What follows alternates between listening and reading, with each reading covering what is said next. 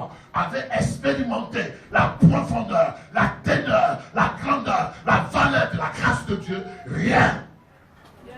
Rien. Rien.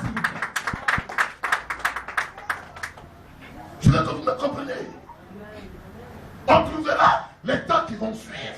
On trouvera des chrétiens qui vont être découragés. Les temps qui vont suivre, on trouvera des prédicateurs qui vont décourager d'autres. On trouvera même des pasteurs qui vont décourager les fidèles. On trouvera même des frères qui vont montrer d'un temps soit peu un zèle. Et donc la fausseté sera manifestée. On trouvera toutes sortes de séductions.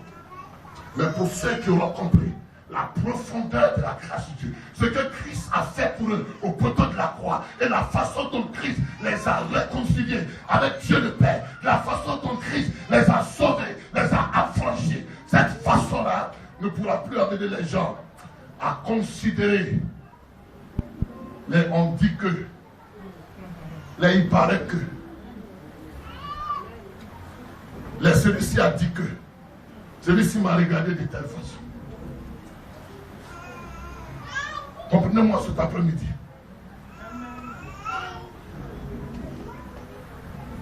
Comprenez-moi s'il vous plaît. Comprenez-moi parce que mon cœur souffre au-dedans de moi-même. Parce que toutes ces années que j'ai passées en France, je n'ai fait que remuer des gens. Je n'ai fait que secouer des gens. Je n'ai fait que soulever des gens. Je n'ai fait que supplier des gens. Je n'ai fait que forcer des gens à venir à l'église. Je n'ai fait que encourager, même tirer. Certains même je m'accorde. Je dis allons à l'église aujourd'hui. Je n'ai fait que dormir chez certaines personnes sous prétexte de les amener à Christ. Je n'ai fait que me fraterniser avec certaines personnes. Tout le temps que j'ai passé, les 8 années passées en France, je n'ai fait que supplier des personnes, mais qui n'ont pas grandi, qui n'ont pas du tout grandi, qui n'ont pas évolué,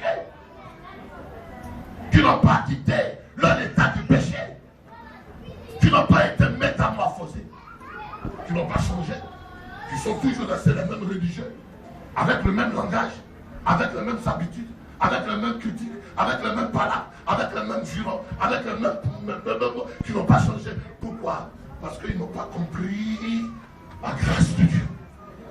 Celui qui a compris la grâce de Dieu, il s'attache à Dieu, il s'attache à ce que Dieu a fait, il s'attache à la parole, il s'attache à l'œuvre de Jésus-Christ, accompli pour lui à la croix, et personne ne peut le séparer. C'est en cela l'apôtre Paul dit, qui me séparera de l'amour de Christ manifesté pour moi? Qui me séparera? Est-ce la tribulation? Est-ce la famille? Est-ce la nudité? Est-ce les critiques? Est-ce parce qu'on ne m'a pas donné titre à l'église? Est-ce parce que le pasteur ne m'a pas appelé? Est-ce parce que je ne suis pas marié? Est-ce parce que je n'ai pas d'enfant? Rien. Rien ne me séparera. Et je prie cet après-midi que vous puissiez être touchés par la grâce de Dieu, l'expérimenter, et votre vie ne sera plus jamais la même. On se voit ce soir.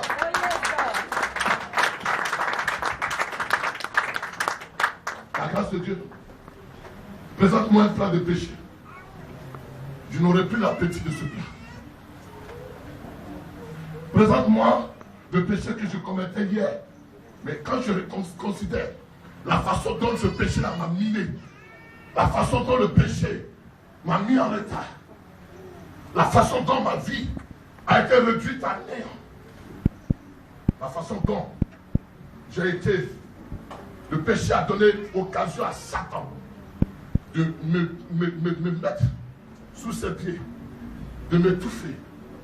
Donne-moi ce plat de péché, je n'éprouverai guère l'appétit. Pourquoi? Parce que je connais la grâce de Dieu. Alléluia. Alors, au milieu de beaucoup de tribulations,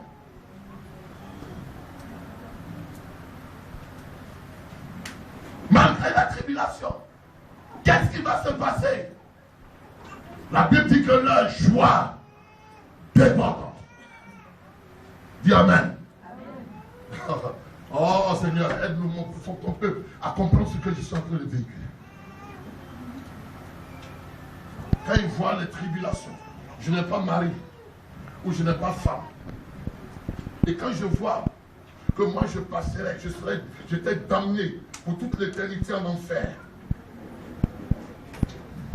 est-ce que je vais regarder le fait que je n'ai pas mari ou je n'ai pas femme, et puis je vais être attristé tout le temps, même étant dans la maison de Dieu, je vais être attristé, je vais être dans le regret d'avoir abandonné Kofi qui n'était pas chrétien, d'avoir abandonné Joséphine qui n'était pas chrétienne, mais avec qui je me prostituais, je faisais n'importe quoi, je l'ai abandonné, maintenant je suis dans l'église.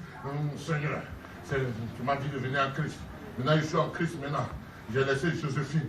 Moi-même j'ai envie d'aller vers Joséphine. Est-ce que je considérais encore cet état de fait? Mon cœur serait encore attaché à Joséphine. Est-ce que mon cœur serait encore tenté à aller vers Joséphine? Est-ce que je serais encore triste dans le regret? Est-ce que le peuple de Dieu m'écoute ce matin? Et pourtant, vous allez trouver dans l'église des personnes qui sont en plein regret d'avoir abandonné leur copine, leur copain. Et qui disent à Dieu, Dieu, si d'ici l'année prochaine, je ne trouve pas de copain, je ne trouve pas de mari dans l'église, moi, je vais aller vers mon mystique rosicrucien. Je vais aller chez mon mystique. Je vais encore partir chez mon mystique. Parce que mon mystique, au moins, il est mystico, mais quand même, avec lui, j'avais l'argent. Mais toi, je suis venu, tu dis, tu m'as donné la vie éternelle, mais je ne vois rien. C'est facile. Attendez le Seigneur, encouragez-moi.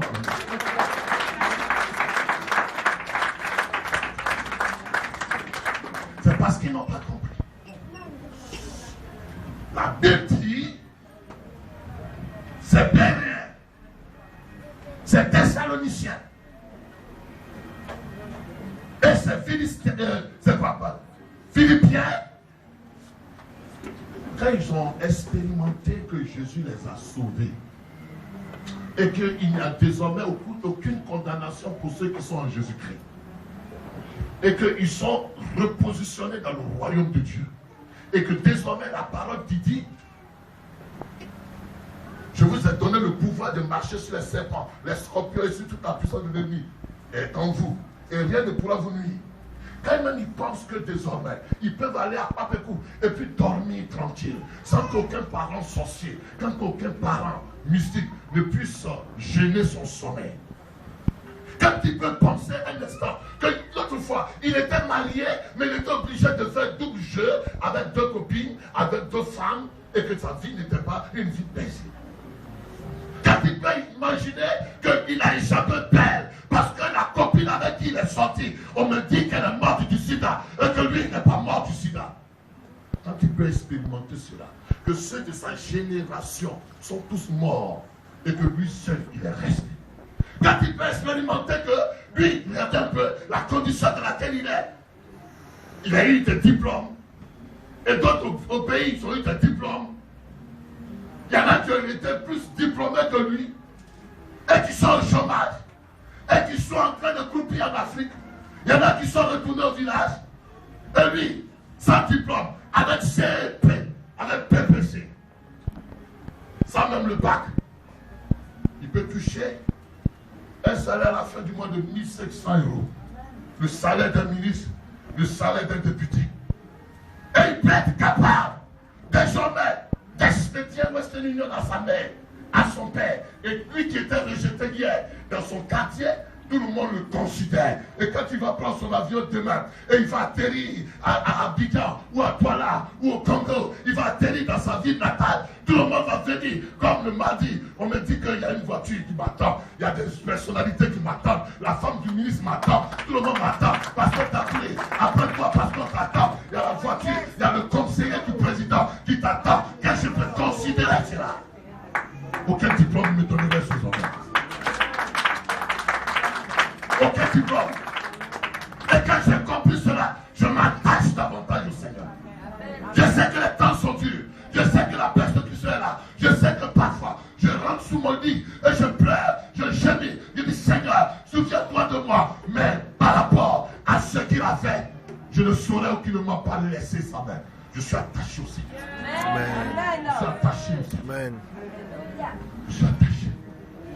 Quand je vois que des hommes m'ont trahi, hommes ont poignardé. Des hommes ont dit des choses.